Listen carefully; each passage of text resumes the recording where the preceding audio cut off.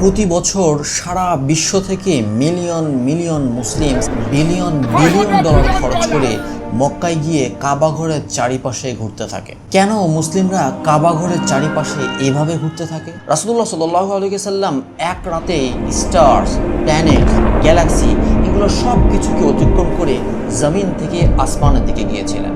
আর আল্লাহ রাব্বুল আলামিন ঘোষণা করেছেন, তুমি কি দেখোনি যে আল্লাহকে সিজদা করে যা কিছু আছে নভমণ্ডলে, যা কিছু আছে ভূমণ্ডলে, সূর্য, চন্দ্র, তারকারাজি, পর্বতরাজি, বৃক্ষলতা, জীবজন্তু এবং অনেক মানুষ। এই আয়াত থেকে আমরা বুঝতে পারলাম জমিন ও আসমানের মধ্যে যা কিছু আছে সবকিছুই আল্লাহকে সিজদা করছে। কিন্তু এখন প্রশ্ন হলো, এটা কিভাবে পসিবল?